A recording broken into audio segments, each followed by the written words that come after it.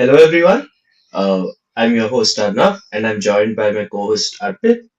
So today we are going to be discussing our FPL teams. It's a game that we've enjoyed for quite a few years. Let's get straight into it. So Arpit, what is your team looking like for game week one? Have you finalized one yet? It's it's under development, and um, I think I still have a few transfers to make. What's your situation right now? I'd say it's pretty set, but like I might still make one or two changes closer to the deadline. Because I think there's still some also uncertainty over some of the players that are there in my squad. So once that clears up, yeah, I should be good. But yeah, Thank you. Who's your main guy? Who's your captain? I mean, like it's always safe to go with Salah, isn't it? And like after the season he had last time Oh, around, I have yeah, yet again put the armband on him. Like I what does he think I cost? What?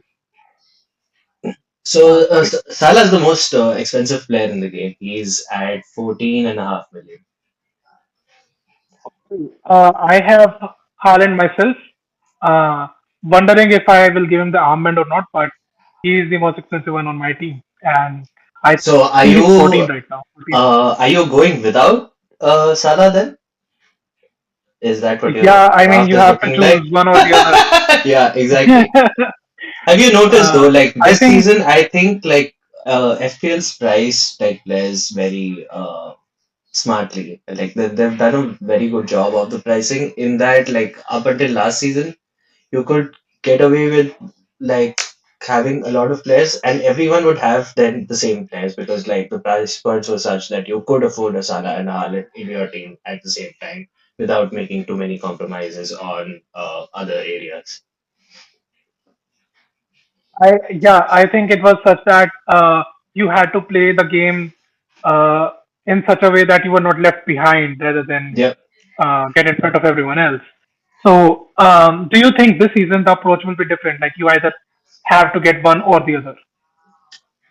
I mean, I think you have to, unless like you are able to make compromises in other areas in your team, if you're willing to have maybe like a not so strong defense and maybe like your fourth and fifth midfielders and your maybe second and third attackers aren't that strong. You're happy going in with uh, Haaland, Salah.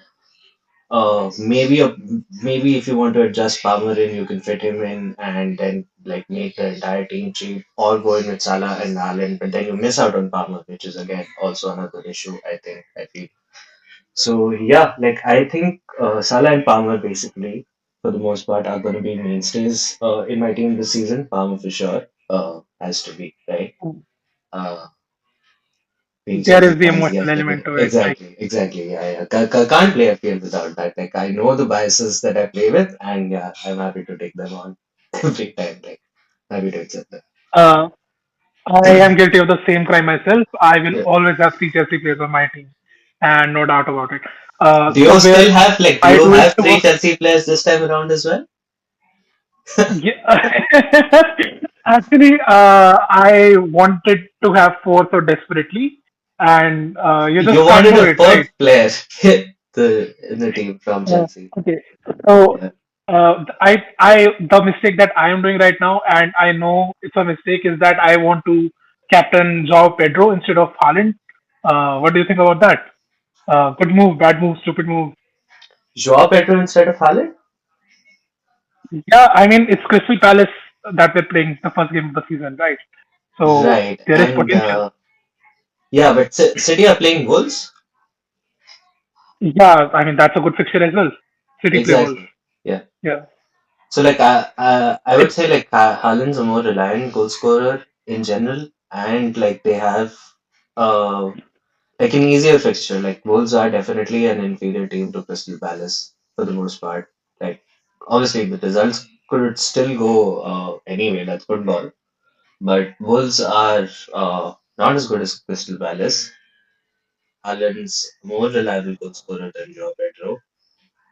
Haaland is definitely. I also on penalties at City, which Joao Pedro is not going to Yeah, be this season. We have Palmer, Palmer's going like to be he's taking set for the penalties. pyramid. Yeah, exactly. So yeah, for one game week, I mean, like it's not like a bad call, but again, it's like in FPL, I think it's also important that you don't get like too far behind at the start because like it just kills your morale, right? Like if you have a bad couple of Yeah, that we addressed yesterday as well, right?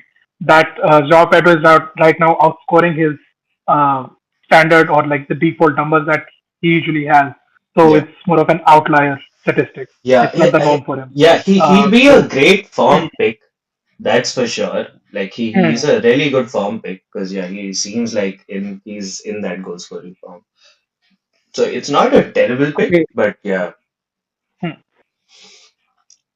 Uh, let's start with my team. So I'll start with my three forwards. I will always have three forwards always. Uh, so I have Haaland and Joao Pedro as I've already told you, and my third one is Havertz. I'm not set on him. I do not think that he's someone who would stay in my team for a long time. Um, but he scored a goal, I think today, and it was a good goal, like a good preseason goal. So I just went on the hype thing. Like there is not much thought behind it. He just fits my uh, he just fits my budget well. And I've noticed that he has started to get a bit buff as well. And in the goal that he scored today, he was able to hold off the centre back. So he ran behind the defense, and the defender tried to pull him back a bit, but he was able to shrug it off and just knock it past the goalkeeper. So uh, positive signs of development from the ex-Chelsea man. As much as I do not like him anymore. Yeah. he's 7.5. So like I think Okay. he's fairly priced. He's probably a good pick at Hmm. that price point. My only concern is like that. Aren't you worried that he'll have competition with Gyökeres? So that might Oh, man. give him like No, reduced he is getting out of my team right minutes. now. Minutes, yeah, that's Havertz the. is gone. Oh, okay. So let me tell you, I originally had Odegaard, Yeah, and then I thought like Havertz is cheaper than Odegaard, so why not Havertz? But I had completely forgotten about Gyökeres. Uh, yeah. okay, he's getting off. Okay, so talk about your front three. So coming on to my team now, starting with the forwards. So three forwards I've selected for my team are Ollie Watkins, who's priced at 9 million, Mark Q, who's now at Sunderland. He's there on loan and he's priced at 4.5 million. And then I also have Lucas Enmecha in my team, who's now at Leeds playing Everton at home for the first game week.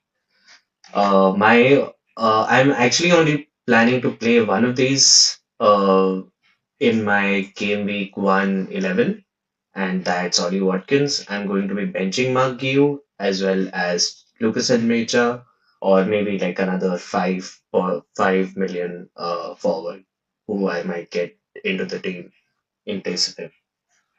So my plan is Interesting. to only start with one forward. That's Ollie Watkins. The other two are going to be bench fodder. So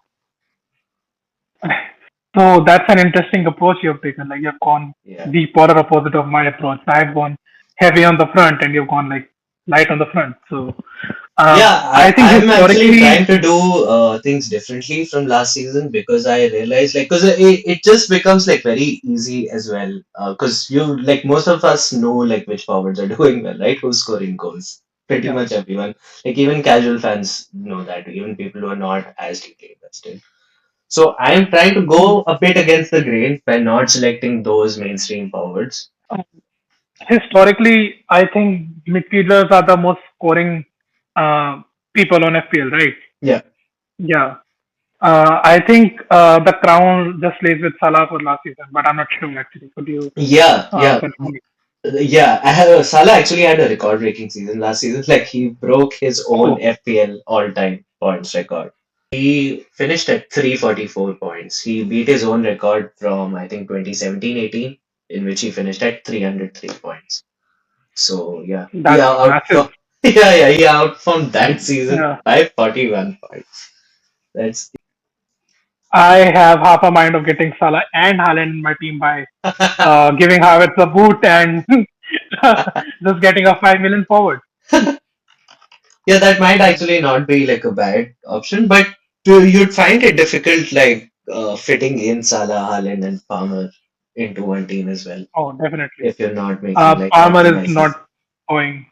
Yeah. Exactly, exactly. That's the thing. Like, just because like Mark Hughes, a Chelsea player, I'm excited to see him in my team and see him play at Sunderland. Hmm. That's it. And Yeah, yeah, I don't think Sunderland would be a high scoring team by any means, but yeah, he's a good bench option. So yeah, that's an interesting pick. yeah. And I think Wally Watkins is fantastic. He's good value for money. Yeah, exactly. Like I was actually like I wanted to cover that 9 million price point as well so that like I have some flexibility in case I do want to downgrade a bit in the future. And yeah, like Ollie Watkins, great, reliable, has a great opening run. Like until game week 7, he's playing like pretty much yeah, like quite easy teams. Hmm. Sunderland, Burnley, both of them in those first 7 games. Yeah. Should be nailed. Doesn't have Interesting. much competition for his space. I think I'll get a few Villa players in my own team. Like that's an interesting thing. Yeah, the fixture list. Yeah, exactly. That's the thing, right? Like they start the season very strongly. I think a lot of those games are like even the tougher ones are actually at home. Like Newcastle first game, which might be potentially tough one, is at home. Crystal Palace is at home. Fulham in game week 6 is at home, and yeah, they also play Sunderland away, Burnley at home in that first 7 run stretch. So FPL mostly is a combination of form and fixtures. I'd say like that's how I play at least. So Hmm. yeah, Watkins was the perfect fit for me for this time. All right. So let me share my midfield with you. Yeah. Um, uh, the two places where I thought that I'm being clever. Uh, Actually, my entire midfield, I think I have been clever with it. So Palmer is there, not being clever with it. But I think with Kevin De Bruyne leaving, Ryan Cherky might have a role to play in that team. Uh, it's not dead set. We do not know any. I haven't watched any preseason games of Man City, so I might be wrong here. I think it would be best that I look at their preseason games. And the other one that I've got here is Estevao. I debated heavily between Kukureya and Estevao, but um, having seen his form in preseason, I think that he has an assist in him. So I have gone with Estevao actually instead of Kukureya. And Hmm. then there's Man United's Mbuembo, if I'm pronouncing it correctly, uh, Yeah, it's who also Mbomo, might be, Mbomo or something like that, like close to. yeah, I Anyway, think yeah, it's Yeah, Mbuemo. yeah. He might have that goal in him. Like he plays Arsenal, it's a tough fixture, and if I'm downgrading Havertz, I will look to upgrade Mbuemo. Mbuemo, I think. So thoughts? So you're going with a 4-man midfield because okay, yeah, three Yeah, forwards and four hmm, midfielders, right? yeah, So yeah, Palmer's there in my team too. He's gonna be there like pretty much throughout the season. I think that's the same for you. Like unless he gets injured or something, yeah, then yeah, that might be the only reason he's out. So he's a mainstay. No, probably no point discussing that. He's good, well priced. Saw what he can do at the Club World Cup. We've seen what he's done in the Premier League. Yeah, easy pick. Then you said you had Rayan Cherki, right? uh, Yeah, yeah, and Rayan Turkey. Cherki, Potentially Bryan filling the Mbeumo, and Estevao. So I think Estevao is a pretty decent outside pick. My only concern with that is like I just checked, he's still priced at 6.5 million. The only concern with him would be like I would with two of these players that you've chosen in your team in Estevao and Ranchaki, you have minutes risks in that you don't know if they're going to be starting every game. And even the games that they start, they're going to be playing fully in those games. I don't think either of those things will happen. Ryan Cherky might break through. Estevao seems like it might take him a little longer, maybe, like just considering his age. But yeah, he started already well off at Chelsea. So if you want to take that risk, it's Mm. maybe like a decent risk to take at the start and then see if like things don't work out, you could wild card. Or if you just want to go safe, you can just start safe and maybe pick like someone who's a more nailed on player. Maybe not as exciting, maybe not another like maybe you won't feel as good because he won't be a Chelsea player, whoever you pick as a Yeah, replacement. But yeah, I wants you think to I really like. basically copy my team entirely, exactly the way it is by the end of this video. Okay, are you But yeah, interested in hearing who my main bench option is after yep, knowing my risky midfield? yeah. Uh, he's not good. You laugh. It's Dewsbury Hall, now transferred to Everton. Actually, Dewsbury Hall at Everton might not be that bad, okay? Especially considering I Yeah. think they have like he should be like he should have some attacking threat, and he should also be okay for those defensive contribution points, which have now been added to the game this season. So he might Are not be they? bad. Yeah, yeah. It's just that again, Okay. this like Okay. So he's I'm going unaware to of be it. added. Yeah. I'm unaware of it. Could you expand on that a little bit? The defensive contribution points. Yeah, so now FPL is giving points for defensive contributions as well, and that applies to basically all players.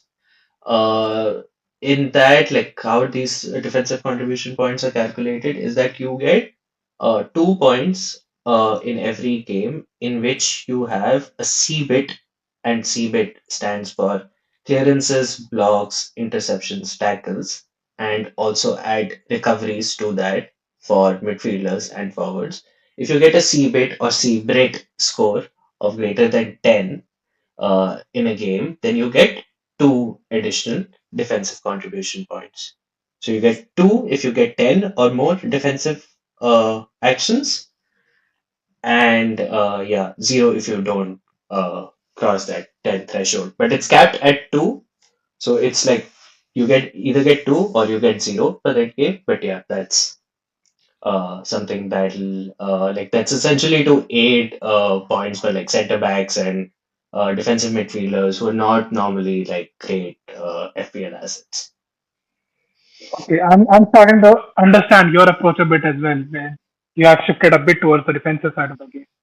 So you are saying that people like Rice and Caicedo and Rodri might have something to offer as well.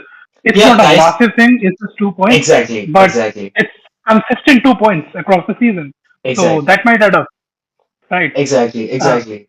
Yeah, that's exactly my thinking, and I think Premier League put out a graphic saying that Caicedo got the most amongst midfielders last season, the Seabreed points, and that would have added like I think don't remember the exact number, but it was around I think 35 to 40 points to his overall score last season.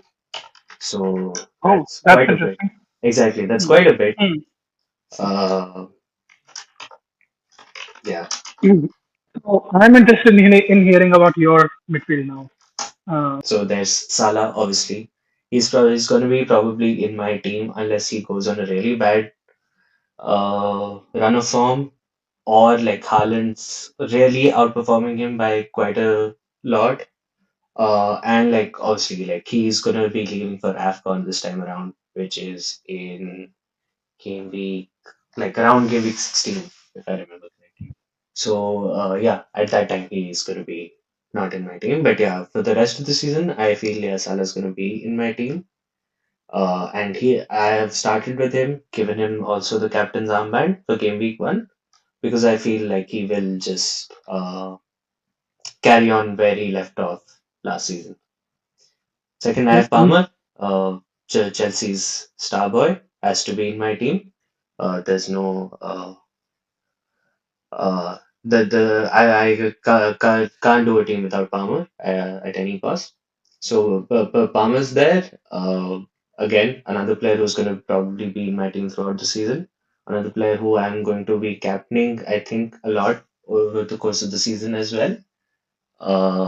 Like maybe sometimes over Salah too.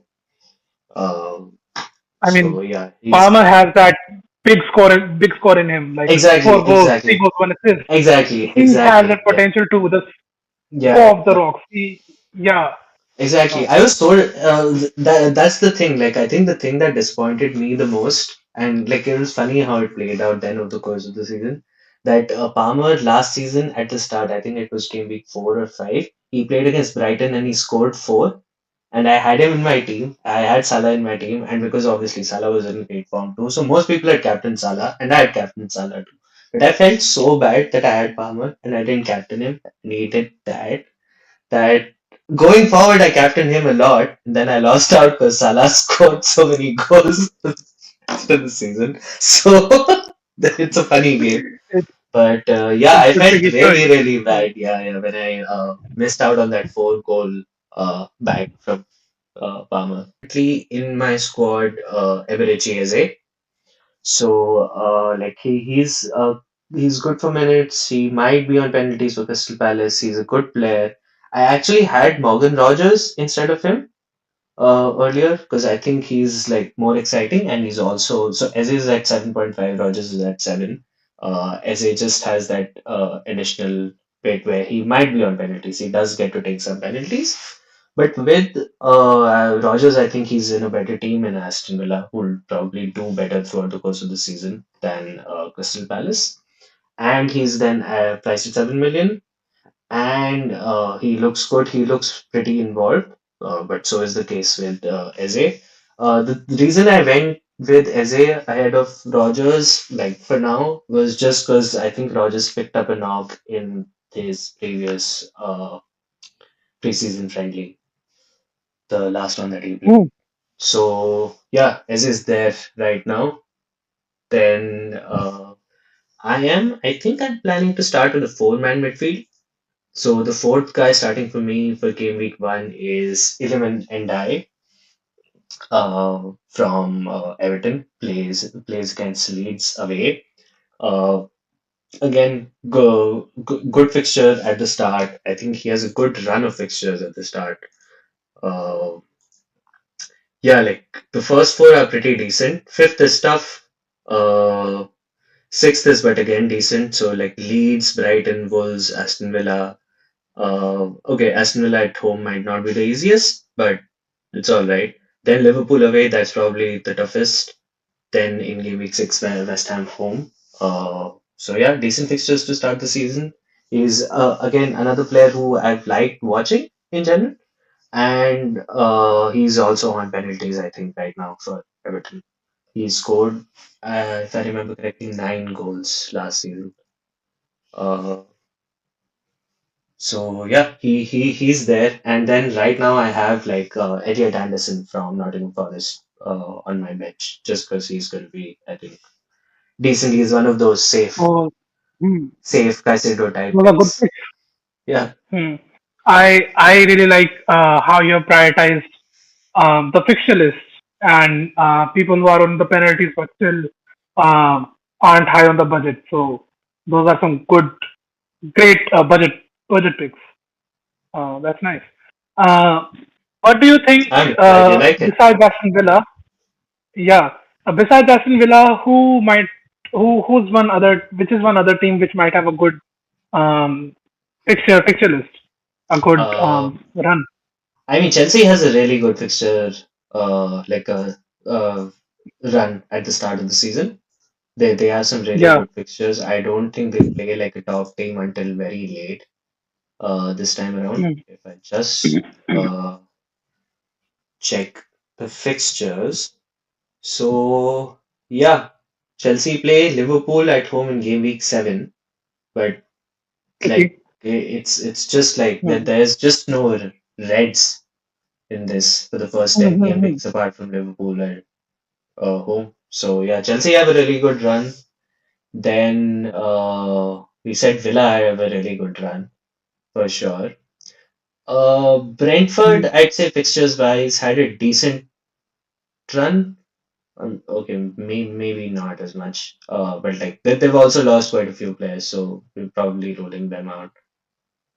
Uh, Everton have an okay run if you can look past that game week 5 fixture against Liverpool.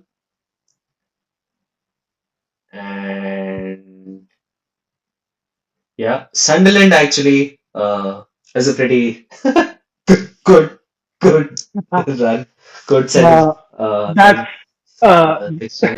their opponents are saying the same thing as well. So right. Yeah, Uh, yeah. uh, West Ham too, actually. West Ham don't have too bad a run at the start, barring the fact that they do play Chelsea once, but that's at yeah. home, and they play Arsenal in game week 7. But they start against Sunderland away, then it's Chelsea at home, Nottingham Forest away, Tottenham home, Crystal Palace home, Everton away. Thoughts on So, the bubbles? The bubbles in the stadium, the stadium, like them, not like them. sorry, uh, bubbles in the stadium? yeah, the bubbles in the West Ham Stadium. Before every match, they blow out the bubbles. Don't you? Haven't Oh, you yeah, seen? yeah. Is that a thing? I Yeah. don't know. I might have noticed, but like not like properly uh, noticed, I guess. So, yeah. I don't know. Like whenever I think of West Ham, the first thing I think of is the bubbles as the player walk out of the pitch.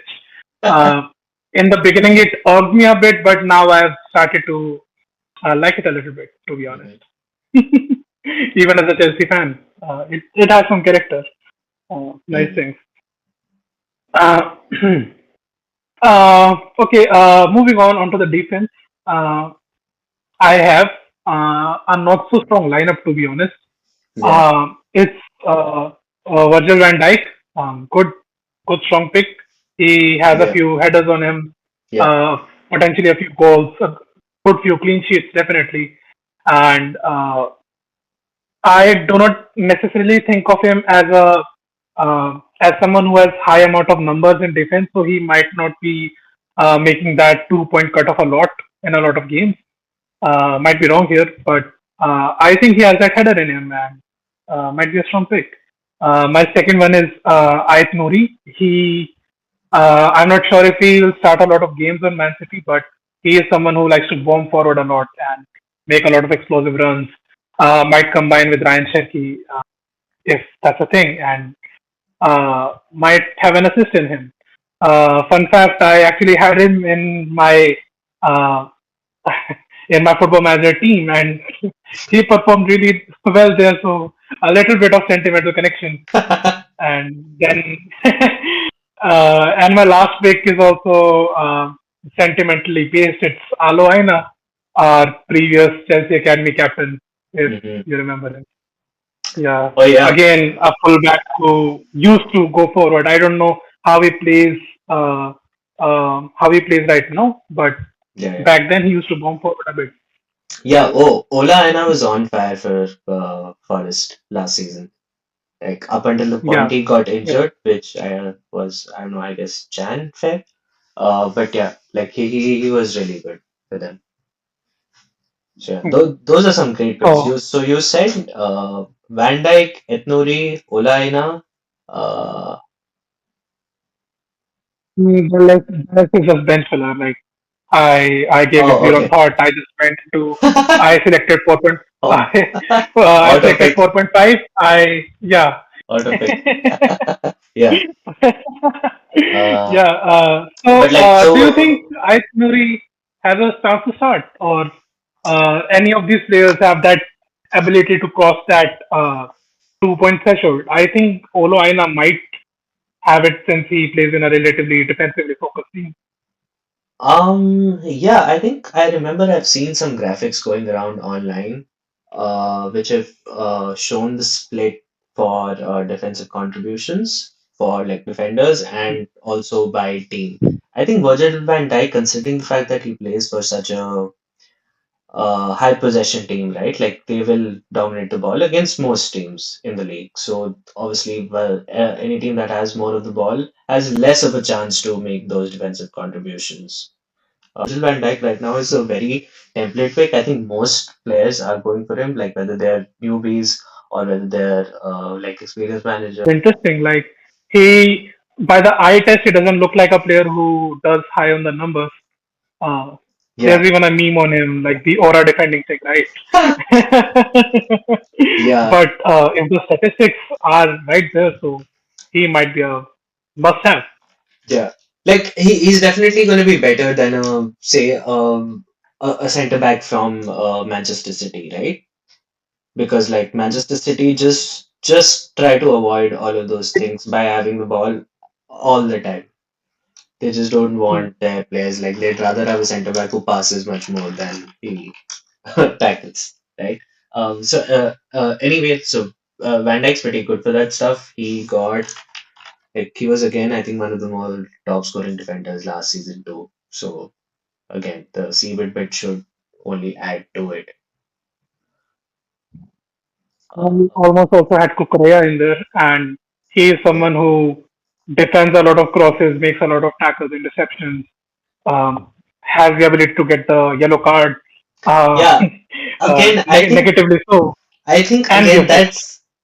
that's the thing. That's the thing, and that is what like. So I have Kukurea actually in my team, but we'll get to that. So Kokoria again, like he does look like that sort of guy, right? Who's just like getting into people, nicking a ball off a player, getting stuck in, tackling a bit from behind. He's not afraid to do that. You'll watch him doing that in most games. Although he was still like pretty low, if I remember correctly, when I saw those defensive contribution charts. So I don't know. I have like yeah, I've still gone against those stats, gone with my eye test, but. Uh, Yeah, like like by the eye test, he looks like the most involved guy on the pitch. yeah, exactly. That's And interesting. in every Yeah. way, be it attack, defense, whatever. Yellow cards, Yeah, altercations with he's referee or he's opposition. probably relaying coaching messages to Maresca and not the other way around at this point. Yeah, yeah.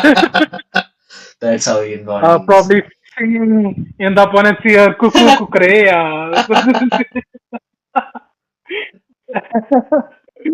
uh, all right, let's talk about your defense. What are your picks? Sorry. I think I didn't get who you picked for your bench. Like, okay, even if they're random players, let's just go through that. Random bench filler, auto pick. I uh, okay. If you are interested, it's Alex Moreno Okay. and Esteve. Esteve from Burnley and Alex Moreno from Aston Villa. Okay. Um, Okay, that's yeah. not too bad. I think Esteves starts for Burnley, like he's a regular starter for Burnley, so that's already good. Oh, okay. So great Yeah, bench pick for everyone. That's that's interesting. yeah, yeah. Yeah. Um, Anyways, Burnley's Alex a Moreno defensive-minded is team. at Aston Villa. Okay, yeah. I'm not sure Yeah. how many games he will start because I think he has competition Hmm. in his spot. But yeah. Uh, are you aware who the Burnley coach is right now? It probably can't be one of those Pound Ice guys. Pound Ice guys, right? Uh, No, you remember Burnley, like their coach, like the last time they were in the Premier League was Vincent Company. You remember that? what? Yeah, this was just a couple of seasons back, When and with then them? I think they Ba won the championship. yeah, they Yeah. won the I think won the championship, got promoted, got relegated, and then Bayern got Company, which was Oh, always funny to me. that's right. Yeah, yeah, yeah. Actually, I do remember it. Yeah, you're right. Yeah, Uh, crazy. Crazy how it works. All right. Broya, Broya's gone to I used Burnley. Like we sold him to Burnley apparently. good. Yeah, and like I we don't ended think up getting like around uh, 20 million for him too, which is good. he is a very Burnley striker in that he will chase after the hoof ball and Actually, that suits it inside the Yeah, pitch. we Yeah. just have that image, right? It's like that scene from In Between Us. Like you just have that image up early in your head, like I love that joke. Like, I love football, but Burnley, it should not exist. Something like that, right? I uh, used to believe that. I used to. We as Chelsea fans never feared Burnley back in 2015 to 2020, back when they were here. But you despise that fixture. Like it was yeah. just a boring game. Yeah, yeah, Yeah. it was a boring game. It was a physical game. Like it wasn't a football game. Hmm. Yeah, it was half football, No. half wrestling. And Yeah. So I have Kukurea just because, like we said, like when you watch Chelsea, he just seems to be everywhere. Like he's good for making those tackles and stuff. Okay, even if he doesn't do it enough, maybe like there'll be some games in which he gets exposed. Chelsea, I'd say, are good for clean sheets. Like we normally do look comfortable against most teams. It's like even the start of last season, a lot of times we were giving up goals because we were being silly, we were being stupid, we were being sloppy, uh, which like evened out a bit, like got ironed out a bit over the course of the season. And I think like in the Club World Cup and pre-season so far, we've looked pretty solid. So I think Chelsea should be good for clean sheets.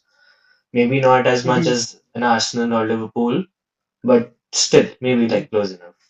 So Kokorea is there. I don't think he's leaving my team unless like he just like he gets injured or like another 6 million defender becomes like a proper standout who's outscoring him by a lot of points. So Kukurea is probably going to stay in my team. The so he's one of my premium defenders at 6 million. Another 6 million guy I have is who you have too, and that is Ethnori. Uh, Going a bit against the grain here because like most people are picking, I think, if I just see the percentage of uh, the 6 million I think defenders. I think Esteve might be the most picked defender right now. I was quite. Uh, SLA is not the most picked defender, but yeah, at that 4 million price point, he probably is. Yeah, at that 4 million, like Van Bissaka's 4.5 has been selected, like he's the most selected players. So I'm seeing even Ethnuri is like quite highly owned in the game. He's at 22.5. Now that uh, might make me rethink things a bit. But yeah, like my logic was he was good at Wolves, good like City are probably going to be better than Wolves at keeping clean sheets. He should have at least the same sort of attacking returns that he had at Wolves, if not more. Probably only gets better, right? Like he's a good player. So yeah, I have high hopes from him. Yeah, the minutes are a risk, which is why I was hoping because like most of the things that I've seen online, I've seen like people favoring Guardiola over him, but the fantasy website suggests otherwise. He's more owned than Guardiola. So I don't know, I might change that, but again, Ethnori as a standalone, I think he's a good pick. Minutes are a concern, as are with as is with any Pep player. I think like any player who plays for City has that risk. But yeah, happy to start with him. Can always pivot if I feel like he doesn't get enough minutes. Fact that he's the premium defender means like I can always switch to like someone with the same price or slightly lower. So I'm happy to start um, with him. City also, I think like first couple of games have decent fixtures. Wolves away, I think there's one against Tottenham, one against Brighton, if I remember correctly. So yeah, that's good. Anyway, sorry, too much talk I about mean, Ethnori. Yeah, but I don't think we can ever like really nail down, let alone the players, even the formation that he's going to play. Uh, you like a traditional manager might say like I'm going attacking against Wolves, let's just play Aitnouri, but he might just play Guardiola or a centre back, three pair of centre back, and just um, yeah, have someone like a winger bombing up and down the pitch the entire time, exactly, and we might exactly. have no left back. Even Guardiola is a decent pick because he has that uh, Yeah, long range shot, but that's nothing you can count on. So I would not pick him. to be honest. Exactly, yeah, yeah. That's less reliable. Yeah, just that like if he's nailed, which he should be, he probably is the most nailed City defender. Then he has that sort of same maybe like 80% of Van Dijk's upside, I would say. Before you move on to the next defender, I just had a question for you. Uh, Arsenal, great at set pieces. William Saliba, like good pick, not a good pick. What do you think? Saliba's good. Gabriel's always better. That's always Do been you my think opinion. Uh, okay? yeah. Mm. So I mean, in terms of attacking threat, Gabriel's always right up there. So the time Arsenal got bad last season was when Gabriel got injured, and their only like sort of reliable goal scoring method had become at one point corners and set pieces, which were taken by Saka and scored by Gabriel. Both of those guys got injured, and Arsenal season just fell apart. They just could not score any goals because didn't really have like any other reliable open play methods to score goals last season. Yeah, and Gabriel set to start always, so we Yeah, have that Gabriel tends to assurance. start, but yeah, Saliba is better in that sense that like if it's someone that you want in your team for the entire season, Saliba might be better. Like if you just don't want to tinker, because Gabriel I think has more of uh, like gets injured more often than Saliba. So I So want to that's share an the interesting story. yeah Yeah, one of my mates, actually, one of my best friends, he made a team 3 seasons ago, and he just left it. He just left the game, said he wasn't feeling it. And at the end of the season, he still finished not at the bottom of the mini league. He was like down in the middle, and uh, he just had those few good guys who just always start. So it turns out that uh, while you might not top the mini league, you can safely like go through it by having those few good guys who will like always be there. Okay, yeah let's move on to exactly. your next defender. Yeah, So yeah, so I'm basically like right now I'm lining up with a five defender formation, in which like I'm not entirely sure on my fifth defender. I'm still like 50-50 on that call. I might also change it. But anyway, the next two guys I have in my team who come in at 5.5 million are Tarkowski and Murillo from Nottingham Forest. So again, these are two guys who are pretty good for defensive contributions, and also I feel like so Everton have a pretty good run to begin the season. Uh, they play Leeds away, then Brighton home, Wolves away, Villa home. Might not be that easy for clean sheets. Then Liverpool away, probably the toughest fixture, and then West Ham at home, and then Crystal Palace at home. So, like, I feel like I will have Tarkowski at least for the first four game weeks. Game week five onwards, when they play Liverpool, is when I might look at someone else. But yeah, like, I'm happy to start with him for the season. Like, he just seems like he'll be like a reliable, like, considering the rule changes, because he's a good defender in that proper English centre back kind of way, right? yeah, And he's also a pretty decent goal threat, I'd say. Everton yeah. don't really have too many Playing other in a like defensive attacking team. options, so yeah, they should be prioritizing set pieces as well. Uh, and yeah, you just don't know like which Everton might turn up right at the start of the season. Like they might be horrendous, which they were, I think, at the start of last Mhm. season. So hopefully that Yeah, doesn't yeah, happen. yeah. Uh, Mhm. Yeah.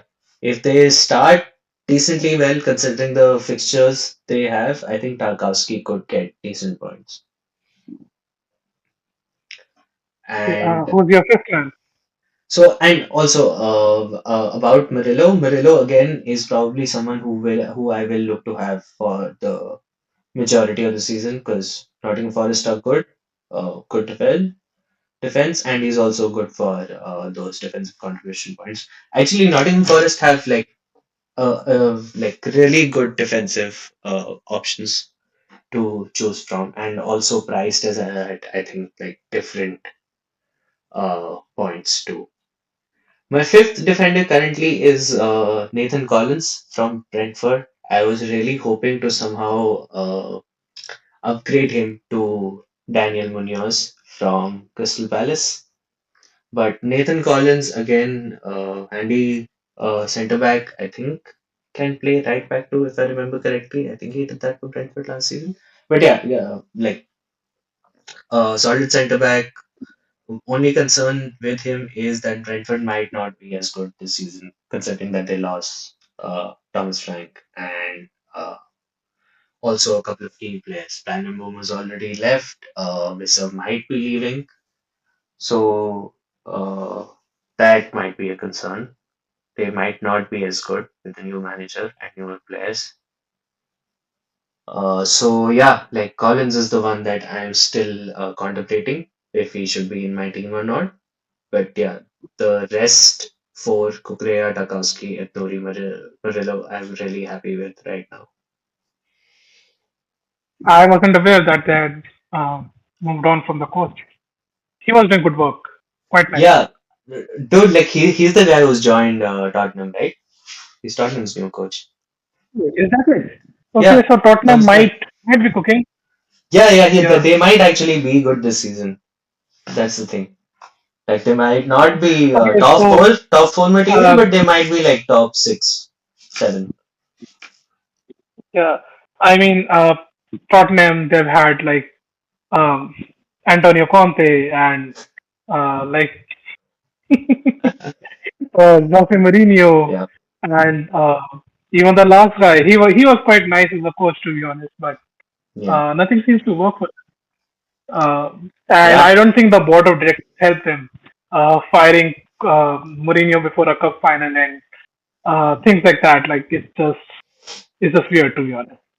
Yeah, Yeah, I think they do probably have maybe like structural issues, which is why it leads to like these sort of decisions. Like their chairman, if I remember correctly, yeah, yeah, is yeah. he's very infamous, right?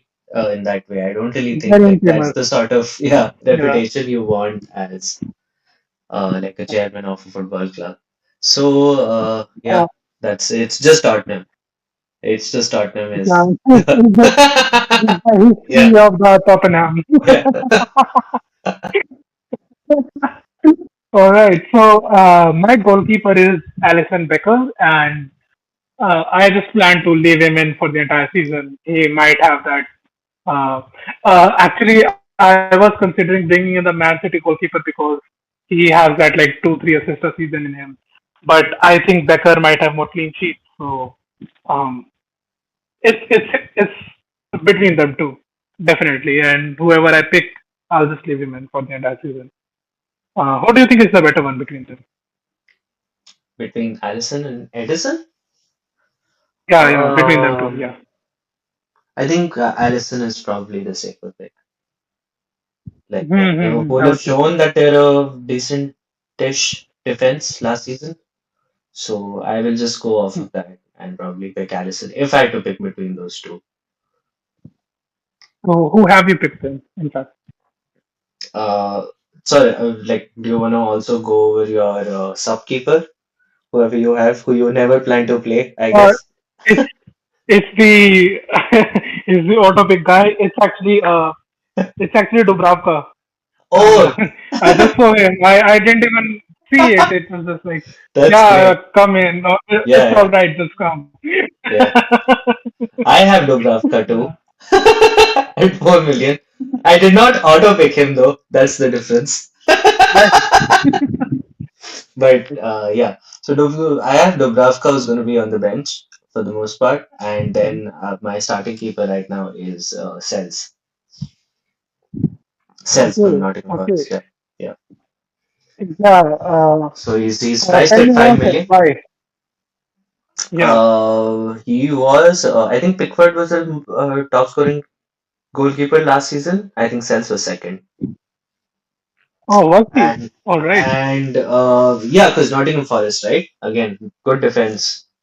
Uh, I think Cells got the Golden Glove last season, right? I think he shared it with Raya. I think they were joint winners of the Oh, Golden Glove. I They I kept, I think I am not those aware. two teams kept the most amount of clean sheets. So yeah, Cells for now because yeah, just And the I point never five want million to. people. Yeah, exactly. Yeah. I never want to go for like the most premium pick. When it Hmm. comes to goalkeepers. Like I always try to Again, they'll like have, go yeah. by like one level lower or maybe even more. I see your point. Cells will always have more number of saves, less number of clean sheets, but just the sheer amount of saves that he makes. And Exactly. the point 0.5 million price drop, it might help you put that money as well. Uh, how much money do you have left in the bank for potential future transfers? So I have zero right now, which is what I was thinking if I should move a couple of players around, have either some money in the Hmm. bank or maybe change a player so that like one of them at least looks better.